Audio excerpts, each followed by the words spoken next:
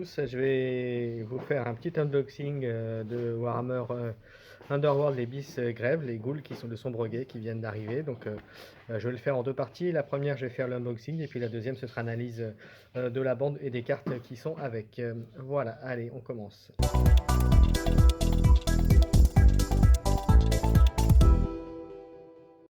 Voyons ce qu'il y a à l'intérieur. Donc on commence par les figurines.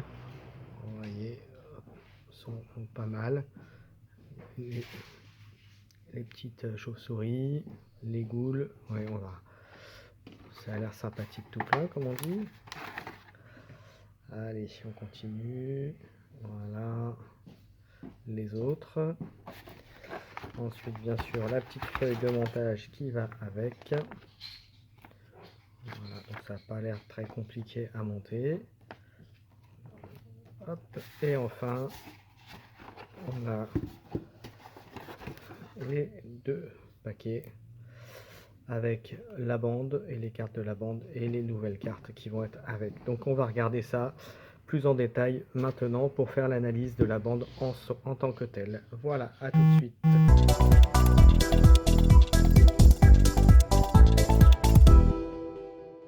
Regardons un petit peu ce que vaut cette bande. Donc on va commencer d'abord par les cartes de la bande et les cartes spécifiques de la bande, et puis on ira après sur les cartes génériques, les cartes universelles, pour voir ce que ça peut apporter pour les autres bandes ou pour les bandes des saisons précédentes. Alors, on va commencer donc par voir les caractéristiques des figurines. Donc on a le chef, le duc de Krak Markov, donc chasseur. Alors, il a une attaque à 2. Alors la condition d'exaltation, c'est qu'il faut qu'il y ait moins de 2 combattants à la fin de la phase d'action. Donc c'est relativement facile. Maintenant, sur une bande populeuse en face, à voir. Ensuite, les stats, donc 4 de mouvement, 1 armure, esquive et 4 points de vie. Et en appel des ghouls, à chaque tour, il peut réinvoquer une ghoul qui a été mis hors de combat, donc qui a été sortie du jeu. Et le principe, c'est que vous prenez la plaquette de déviation, vous lancez un dé et vous devez le mettre sur le terrain le plus éloigné dans la direction le plus éloignée sur le plateau de jeu. Voilà, si j'ai bien compris comment ça marchait. Donc après, on va voir un petit peu quel type de ghoul peut être ramené à la vie. Donc, de distance, c'est pas mal. De 2D, c'est du marteau, c'est plutôt bien. De dégâts, c'est plutôt pas mal aussi. Et quand c'est exalté, il gagne 1 de mouvement, 1 d'esquive, toujours 4 points de vie. Et par contre, il gagne le trait fracassant et un dommage de plus. Donc, c'est un bon petit chef. Voilà. Après, 4 points de vie, ça peut tomber facilement. Donc c'est la figurine centrale des ghouls, le sombre guet. Ensuite, deuxième figurine, on a un Grisvel. Donc vous voyez, il n'a pas le trait Crypt Ghoul, donc il ne peut pas être ramené à la vie par le chef. Donc alors lui, il a 4 de mouvement, 1 d'esquive, 3 points de vie, bon, c'est correct. Une attaque corps à corps à 2 pour faire 3, donc il peut faire très mal. Maintenant c'est des épées. Et s'il est exalté, il gagne 1 mouvement, 1 dé et 1 dommage de plus. Voilà, c'est ça. Donc c'est une figurine qui tape bien. On continue.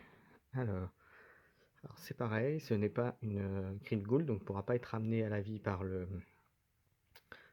chef. 5 de déplacement, 3 points de vie, 1 d'esquive.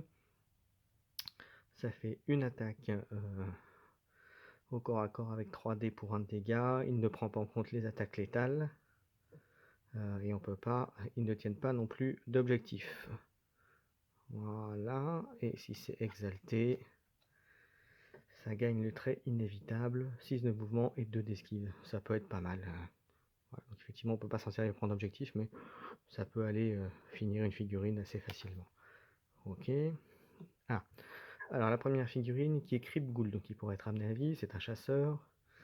Il a que 2 points de vie, 4 de mouvement, 1 d'esquive, une attaque au corps à corps à 2 pour faire 1. Pas de capacité spéciale. Et voyons voir s'il est exalté. S'il est exalté, il gagne 1 de mouvement, Et en réaction,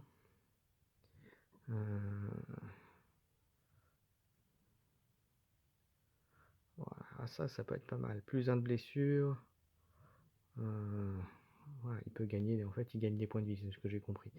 En fait il blesse pour pouvoir gagner des points.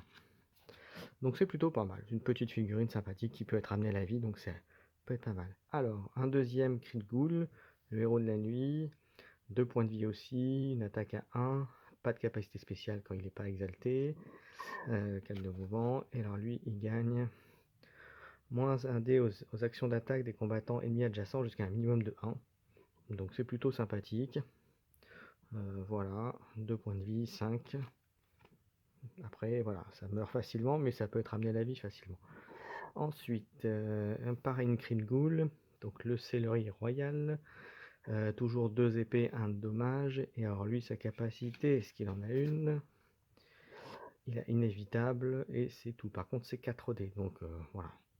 C'est du dommage, voilà. Vous avez une bonne chance d'essayer de passer, mais après, c'est des épées quand même, hein, donc il faut faire attention. Ensuite, on a Valrek la Veneuse, chasseur, donc ce n'est pas une Crit Ghoul, donc vous ne pouvez pas la ramener à la vie. Elle a 2 dés d'attaque, des épées par contre 2, 3 points de vie, 4 et 1. Et hop, et c'est exalté, elle fait un dommage de plus, ah non, elle gagne un dé d'attaque et un dé d'esquive et un de déplacement.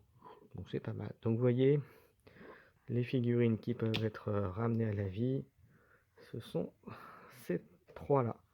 Donc ouais, vous avez le choix en fonction de la situation de prendre celui qui peut être plus dur à tomber. Donc ça peut être utile pour aller le mettre chez l'ennemi, aller prendre un objectif, essayer de le tenir après.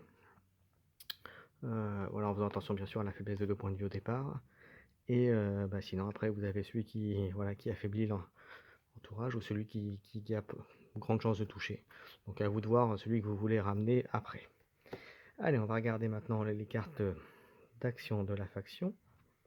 Alors vous avez visage affreux, donc c'est plutôt sympathique. Choisissez un combattant ennemi et placez ce combattant jusqu'à 2 cas. Donc vous repoussez une figurine ennemie, donc ça peut être bien dans le cadre de l'exaltation, ou comme il faut 2 figurines ennemies maximum à la fin de la phase d'action.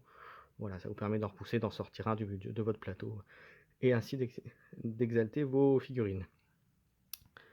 Ensuite, on a discipline martiale. Alors, c'est pareil, ça peut être pratique dans le sens où vous faites bouger 2 figurines avant d'attaquer, et ça vous permet d'avoir un soutien direct en attaquant. C'est pas mal. Ensuite, on a marche forcée. Voilà, vous faites 2 actions de mouvement consécutifs. Donc je pense que ça doit être possible de faire un mouvement et ensuite une charge peut-être, je pense.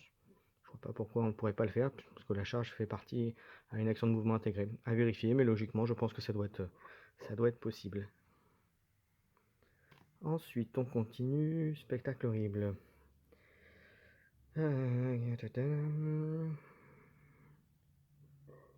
Bon, c'est bien, si vous tuez un adversaire, vous pouvez exalter tous les combattants adjacents. Donc là c'est situationnel, mais ça peut être pratique sinon vous le combinez avec l'autre carte qui permet de bouger et d'attaquer en même temps, 2 figurines, ça peut être... après je pense que c'est situationnel, donc je suis pas sûr qu'il n'y ait pas mieux à mettre dans un deck quand même. Ensuite, en avant soldat, voilà, et on peut bouger les cris de doute, donc c'est les 3 figurines, voilà. Donc c'est pas mal, ça peut être sympathique, c'est bien utilisé, je pense que ça peut faire mal. Maintenant, est-ce qu'il n'y a pas mieux à jouer, à voir, parce qu'il faut quand même, on n'a pas non plus des millions de cartes à prendre pour former le deck, donc à voir. Enfin, c'est mon point de vue, hein. Ensuite, recyclage de richesse. Ça peut être pas mal, ça permet d'aller reprendre une carte de pouvoir qu'on a déjà joué. Donc dans l'absolu, ça peut être pas mal. Mais ça veut dire que vous enlevez une possibilité d'action particulière pour en récupérer une autre qui vous a servi avant. Donc oui, pourquoi pas. C'est plutôt même sympathique. On continue. On a griffe à vide. Ça fait défausser une amélio, donc je suis pas sûr que ce soit le bon truc, mais bon, avec là les nouvelles bandes et les nouvelles améliorations, pourquoi pas, il faut voir. Je suis pas super fan, mais parce que ça part du principe que l'adversaire a pu mettre une amélioration, donc en train de, entre guillemets, de gagner, d'avoir gagné des points. Donc je suis pas super fan. Impact destructeur.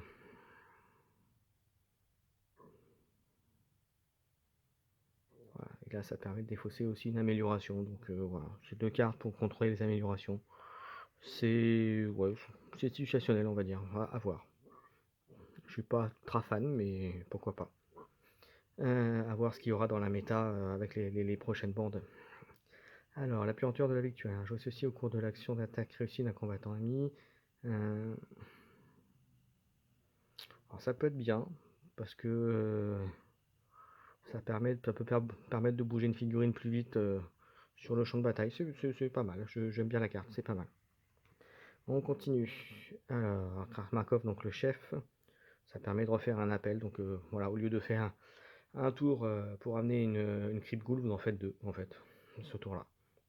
C'est plutôt sympathique. Alors, après on passe aux améliorations spécifiques de la bande. Flair du chasseur. Chaque combattant. Alors ça c'est plutôt bien. Alors vous voyez, ça se joue par contre que sur la chasseuse. Donc la dernière qu'on a vue, celle-là. Donc faites attention, elle fait pas énormément de dégâts, mais bon du coup là, si vous la boostez avec ça, ça peut être pas mal parce qu'elle gagne un dé aux actions d'attaque et tous les adversaires sont des proies. Donc ça rentre tout de suite en ligne de compte. Donc c'est plutôt une amélioration sympathique et utilisable. Ensuite, à condition de ne pas avoir perdu la figurine, pardon. Alors ensuite,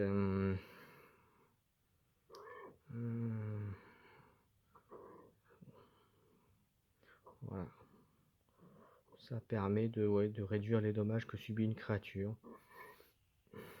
C'est pas mal, mais situationnel, parce que là, quand on voyait les nouvelles bandes, ça tape pas super souvent au-dessus de 2. Alors, après, par contre, si vous rencontrez des bandes des saisons précédentes, oui, ça aura tendance à dépasser à faire les 2 ou 3 assez régulièrement. Mais sur les nouvelles bandes, c'est pas toujours le cas, donc à voir. À voir la méta et les bandes qui sont plus jouées.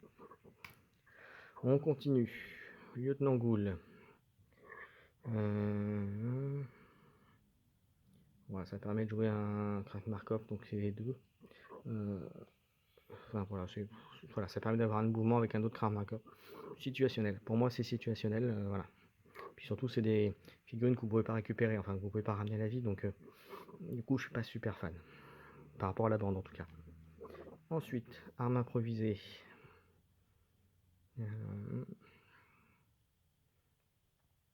Ça peut être sympathique si vous êtes au contact, puisque vous là, vous mettez une amélioration sur lui, faites un dégât automatique, un ennemi adjacent, ça peut être pas mal. Maintenant, c'est situationnel aussi, donc à voir. On continue. Arracher un trophée. Ça peut être bien. Dans l'optique, vous savez que vous allez tuer des figurines, vous avez une optique assez offensive. Pourquoi pas gagner un point de gloire quand vous tuez une figurine avec votre chef.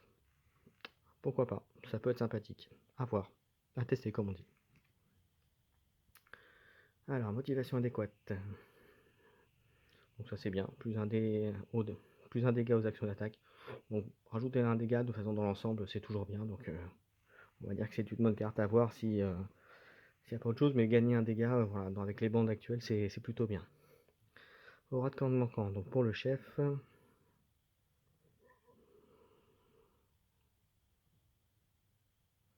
Voilà, ça permet de jouer, faire une action de mouvement avec deux figurines d'un coup. Alors là pour le coup c'est un must. Parce que vous avez 6-7 figurines, 7 figurines même. Donc ça permet en fait de, voilà, sur un tour d'en bouger 3 d'un coup. Faire une action de mouvement pour 3. Alors là c'est pareil, est-ce que ça peut être la charge? Je ne suis pas sûr, parce qu'une action de mouvement c'est plus du déplacement, puisque la charge prend une action de mouvement, mais c'est aussi une action, donc je ne pense pas qu'on puisse le faire, mais au moins déplacer les figurines, c'est voilà, se rapprocher d'une cible, c'est bien. On continue. S'attaquer aux faibles. Donc là c'est que pour les chauves-souris. Voilà, ça fait gagner une case, donc là pour le coup je suis pas fan. Je suis pas fan de cette carte là. On continue. Affre de la folie. Donc il y a au moins un marqueur folie sur cette carte. Ce qu'on va attendre. Ouais. Ouais, est-ce que c'est vraiment utile? Je ne sais pas. Je suis pas super fan non plus. Ça, il va forcément avoir des combos à faire. Mais je suis pas super fan. Ensuite, vision héroïque. Voilà, plus un dé aux actions d'attaque, c'est bien, mais je préfère à la limite le plus un de dégâts, puisque globalement dans l'ensemble, alors un peu moins sur cette bande, mais quand vous voyez les bandes actuelles, ils ont plutôt beaucoup de dés pour toucher, mais en même temps, voilà, c'est plutôt 2-3 en moyenne. Donc oui, pourquoi pas. Mais je préfère en général plutôt le plus un en dégâts, plus un dé, mais bon. Après c'est un choix de jeu. Hein. Ensuite, acte de bravoure. Alors, ça, donc on est passé sur les objectifs de la bande spécifique. Marquez ceci immédiatement quand un combattant ennemi. Alors ça c'est bien, c'est facile à réaliser. Voilà, c'est quand vous tuez et que vous avez du soutien, donc bah, c'est bien. Ok, donc ça peut être c'est facile à faire, donc pourquoi pas. C'est bien à mettre. Ensuite, abattoir. Marquez ceci à la troisième phase de fin. Si tous les combattants ennemis sont sur territoire ennemi, ou il n'y a pas de combattants ennemis sur votre territoire. Bah, en fait, c'est soit vous bougez tous vos combattants chez l'ennemi et vous êtes sûr de le faire, soit il n'y a pas de combattants ennemis sur votre territoire. Je pense que cette carte-là, pour deux, vous serez plus à même de faire la première partie, le premier ici. Donc pour la carte abattoir. Ensuite, héros conquérant. Marquez ceci à une phase de fin. Si votre bande tient un ou plusieurs objectifs en territoire ennemi, trop dur. Avec le nombre de figurines que vous avez, les capacités de mouvement que vous avez, je pense que c'est un objectif qui est assez facile à remplir. Plutôt facile à remplir. Ensuite, défendre le foyer. Marquez ceci immédiatement quand un combattant ennemi est mis hors de combat sur votre territoire. Là, pareil. Après, ça dépend bien sûr sur quelle bande vous jouez, mais voilà, c'est pas trop dur en général. Comme vous allez avoir plutôt tendance à effectivement, au moins au début, gérer les figurines adverses pour les tuer, pour pouvoir exalter vos figurines, je pense que ça c'est facile à faire. Ensuite, mode de goule. Bon, c'est pareil, ça a l'air assez facile, hein, mettre 3 combattants adjacents à un combattant ennemi.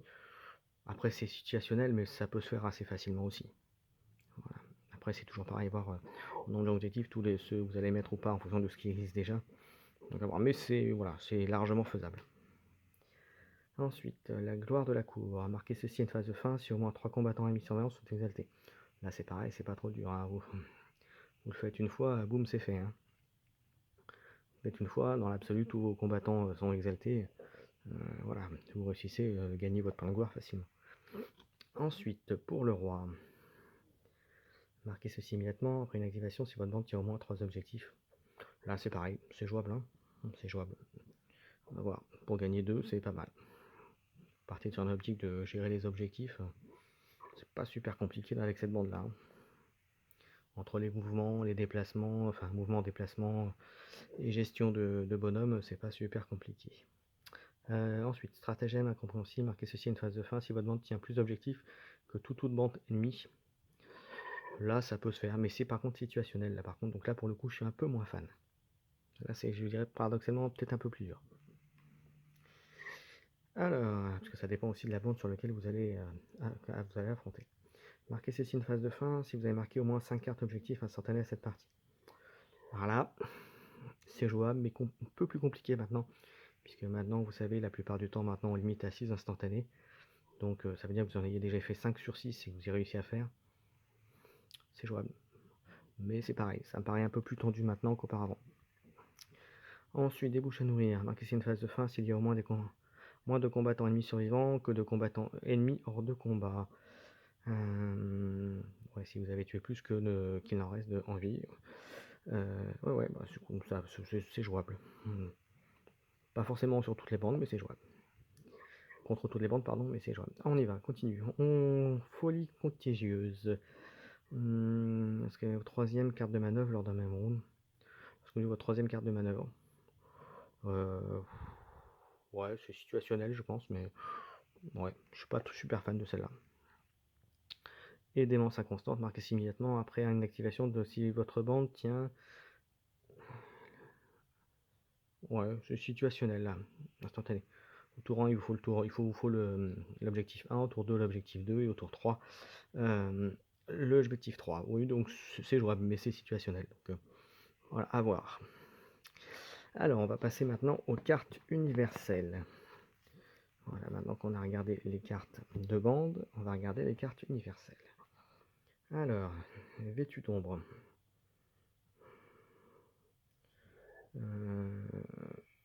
Ouais, ça devient une proie, mais par contre, on ne peut pas lui infliger de dégâts à cause d'une manœuvre. Ouais, ouais, ça peut être pas mal. Mais là encore, c'est situationnel par rapport à ce que je disais tout à l'heure. Voilà, donc je pense qu'il y a mieux à mettre que cette carte-là, je pense. Alors là, fuite désespérée. Alors, choisissez un combattant ennemi, une déviation.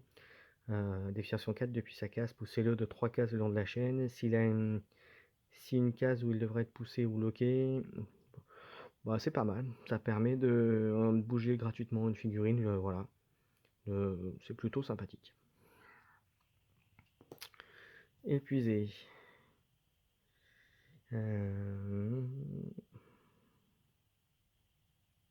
Voilà, s'il y a une figurine qui a joué 2 fois, vous lui infligez un dommage. Donc c'est très situationnel.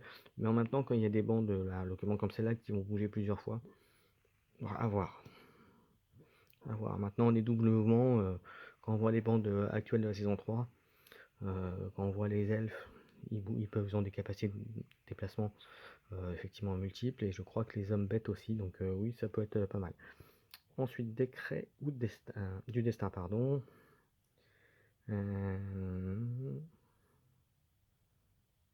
Oui, c'est bien, ça fait relancer un dé après. Ouais, c'est quand même un peu de hasard, donc je suis pas super fan. Cherchez frénétiquement. Jouez uniquement si votre bande tient au moins un objectif. Alors, celle-là est très très forte. Vous tenez un objectif, vous défaussez une de vos cartes pouvoir, et du coup vous piochez 3 cartes. Donc c'est très très fort. Surtout si vous jouez les ghouls et que vous en combo de la carte qui permet d'aller rechercher une carte de pouvoir dans le deck, ça peut être, ouais, ça peut être pas mal. Ça peut être très très bien. Ensuite, fléchette de démence. Alors ça c'est bien, ça permet de transformer une caractéristique d'attaque en épée, à la place par exemple de marteau, donc oui, ça peut être sympathique. Glissant de terrain, c'est un sort. Ouais,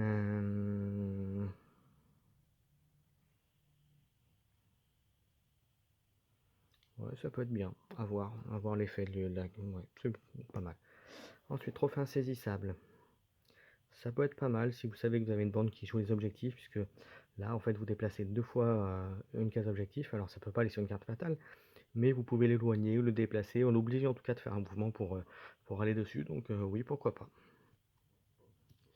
Proie immobile. Première action d'attaque effectuée par un combattant a mis à la prochaine activation plus un dé inévitable si la table n'a pas de boom. Ça, c'est bien, ça, c'est très fort. Même. Voilà, c'est très très fort. Parce que d'autant plus quand vous regardez les nouvelles bandes où vous avez quasiment on va dire bien les 3 quarts des figurines qui ont été faites où c'est quasiment que de l'esquive. Quand vous voyez que ça, vous attaquez une figurine qui n'a pas encore bougé, vous donnez inévitable à votre attaque. En gros, il peut pas la bloquer à part un critique. Bah voilà, vous êtes sûr de, voilà, vous pouvez la tuer ou en tout cas quasiment le faire avec cette carte-là. C'est un auto-kill quasi quoi. Ensuite, l'âge d'ombre ivoire. Alors, ce qui est bien, c'est que si on contact vous tue avec une figurine, voilà, vous le défaussez, mais vous gagnez un point de gloire. Donc, c'est une bonne carte. À voir s'il n'y a pas autre chose, mais en tout cas, en amélioration, ça peut être bien, parce qu'en plus, ça vous donne une capacité de tir, entre guillemets, même si c'est qu'une fois à 3. Par contre, vous ne gagnez pas de point de gloire, mais au moins, vous avez fait une action d'attaque. Ensuite, la voleuse de sang. Alors, ça vous permet d'avoir soin d'eux si vous avez réussi l'attaque. Mais par contre, après, vous défaussez la garde. Donc oui, pourquoi pas. Pourquoi pas. Là, pour le coup, je me demande si c'est pas une carte que je mettrais sur peut-être sur mes orques. Enfin, la bande de mon fils, voir sur les orques ou en tout cas sur des figurines qui ont beaucoup de points de vie, ça peut être pas mal. Voilà. On continue. Réflexe de chasseur. Alors, la créature devient un chasseur. Voilà, oui, c'est sympathique. Après, est-ce que c'est vraiment utile? Donc là, concrètement, pour moi, c'est plus utile sur les bandes récentes et beaucoup moins sur les bandes de la saison 2 ou 1. Alors, le Chrysalance, c'est plutôt sympathique, parce que j'avais regardé un peu la carte avant de vous faire cette vidéo, hein, pour être un peu plus objectif et un peu subjectif aussi par rapport à l'intérêt des cartes. Donc la Chrysalance pour moi est très bien, voilà, parce qu'en général, vous voyez ces deux de distance et les dégâts c'est en fonction du tour de jeu dans lequel vous êtes. Donc, en général, quand vous commencez à mettre des améliorations, c'est plutôt utilisé à partir du tour 2, donc ça veut dire 2-2 pour les stats. Donc je pense que c'est une bonne arme à prendre. Voilà. Voilà. Bon, après, elle n'a pas de caractéristique particulière, mais bon, dans l'ensemble, c'est une bonne arme. Après, myriade de pattes de Mazik. Voilà, ça permet ça aussi de pousser la cible de 2 cases, enfin jusqu'à 2 cases, donc ça peut être sympathique. Créature symbiotique. Voilà, ça veut dire que si vous faites un mouvement et que vous n'attaquez pas, ben voilà, à la première activation, vous le faites soin. Là, je suis pas super fan de la créature symbiotique pour le coup. Peau de pierre, moins en mouvement, par contre, il devient une proie. Si ce combattant est une proie, il ne peut pas être poussé. Donc, il peut pas être poussé, mais c'est une proie, donc il peut y avoir des bonus sur eux. Je suis pas super fan de cette carte-là. Je suis pas sûr qu'elle soit ultra bénéfique. Instinct de survie, ça devient également une proie et il est en garde. Est-ce que c'est vraiment utile? Là, c'est pareil, c'est donne une possibilité à l'adversaire d'avoir une réaction par rapport à la capacité proie. Je suis pas fan. Ceinture de trophée. Alors ça peut être bien. Pareil, c'est situationnel, mais sur les chasseurs. Voilà, vous tuez avec lui avec une action d'attaque qui gagne un point de gloire. Voilà, un point de gloire dépensé. Et par contre, si c'est une proie, c'est un point de gloire qui n'est pas dépensé. Donc ça peut être pas mal. Allez, on passe maintenant aux objectifs universels. On a butin convoité, marquer ceci à une phase de fin. Si tous les sont tenus, c'est situationnel quand même. Tous les objectifs tenus, c'est-à-dire les 5. Là, ça va être dur à faire hein, quand même, je pense. Retrancher, marquer ceci à une phase de fin. Si votre bande tient au moins 3 objectifs. Et si votre bande tenait au moins 3 objectifs au début. Là, pour le coup, c'est paradoxalement peut-être plus simple. Tenir 3 objectifs avec cette figurine, dont 3 qui peuvent être amenés. Là, pour le coup, peut-être vaut le coup d'essayer de la mettre dans le deck, par exemple, des ghouls.